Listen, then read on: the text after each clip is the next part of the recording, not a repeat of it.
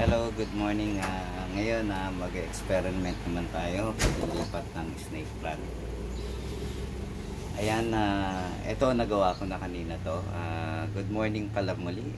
God bless sa inyo lahat. Nagawa ko na to isa. Meron pang isang ganito kasi nagsanga-sanga na siya eh. Pinutulan ko lang ng konti para medyo pinutulan ko yung mahaba para kung magkataon madali siyang tumubo, yung puputulan mo yung mga petals niya o yung dahon, ha? O sige mga kay snake plant, ito pa yung isang gagawin ko. Diyan lang kayo, ito ang gagawin natin, ha? Ito, ayan. Sa ngayon masmasan ko lang ito o babawasan para magkasya. Tingin ko hindi na siya kadapat putulan, no? Tapos ito pa yung kanyang anak mo, yung siblings niya. Ayan, meron na akong ano rito, nilagay na lupa kanina. I-set up lang natin ito, no? Ang medyo maayos-ayos, no? Pwede yung dami niyan eh, oh, grabe, no? Wala po kung ilalagay pa. Pero siguro abasin ko na ito isa para mapagkasa ko yung tatlo doon. Dami, grabe. Thank you Lord. Blessing yan kasi hindi natin alam kung mayroong maghanap ng snake plant.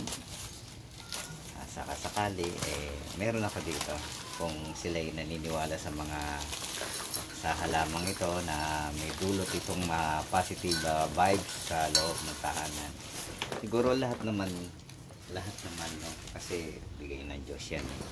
Siyempre may mga purpose. Kahit tayong mga nilalang tao, mas mahal niya tayo, no? Uy. Ayan. So ganun din gagawin natin, no? Mahalin din natin yung mga plants na binigay ni Lord sa atin. At kung malaking bagay ito sa mga kalikasan, no? Yan, pinutol ko na yung isa. Gusto kong pagsamasamahin yung isa sa tatlong paso tulad nung ginawa ko sa kanila. Ayun, ang tama naman to. Masasama-sama ko na ito mamaya sa isang paso.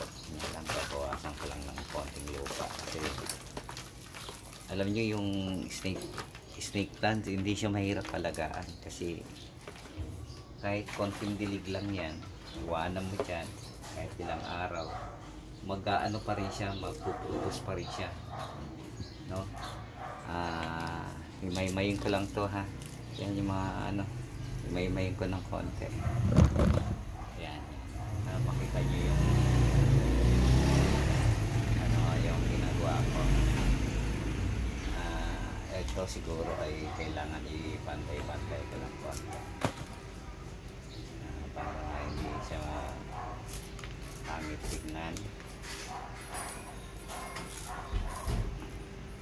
Kahit pa paano, pati nakakatulong yan yung pagbabawas nyo ng dahon, malaking bagay yan.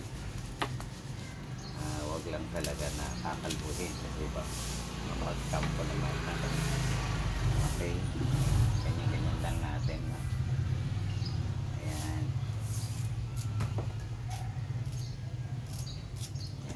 Ayan. Sama ko na to dito.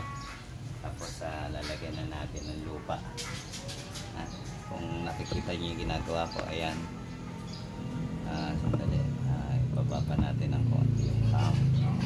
Kasi mas maganda makikita niyo yung paso. Ayan yung paso. Okay, masyado yung mukha ko kasi wala na magbabago dyan. Pero blessing pa rin, no? Alam nyo, minsan nakakainit talaga sa bahay. Kanya lang dahil sa mga halamang to ay nakakaroon ako ng oras para sa kalikasan. Ganda rin po kasi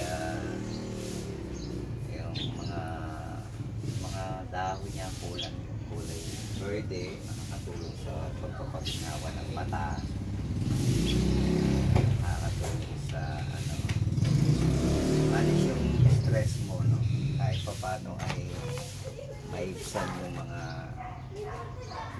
vibes mo, no?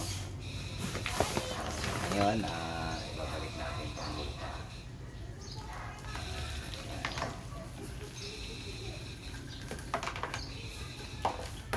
Kahit na siya may konting bato, no? May konting bato, okay lang yung size na.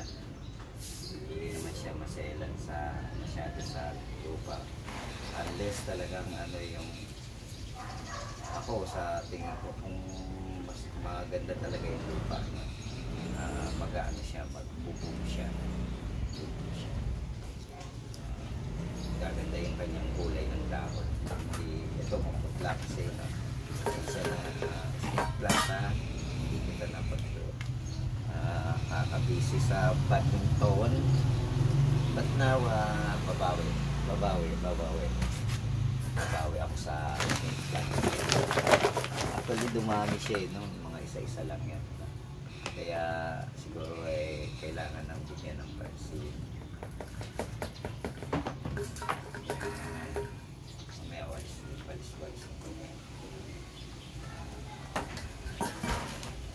Yan na siya, oh. Kita niyo, gumanda ng medyo nagkaroon ng nalagay sa paso. Siguro i-trim ko lang. I-trim ko ng konti. Kasi mas maganda may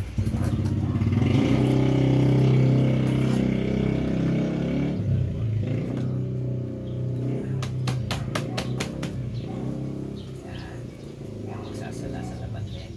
Magkita na sila. Anyway, pagka medyo may ugat-ugat naman yan, kung makakabili ako ng extra, no? Kung magkaroon ng extra para sa paso.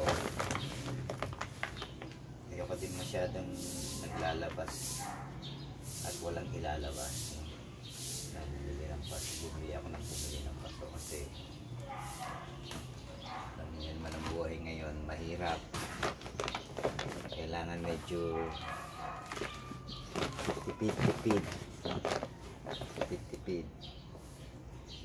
at tayo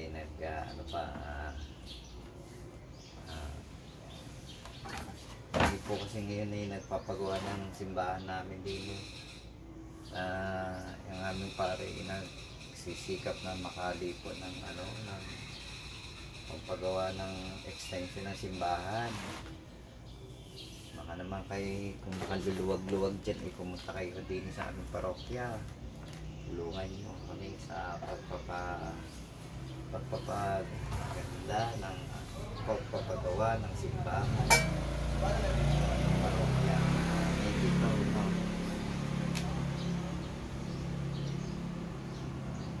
Malaking bagay po yun at ang kapalit naman yan gandang biyaya. Na ano ko na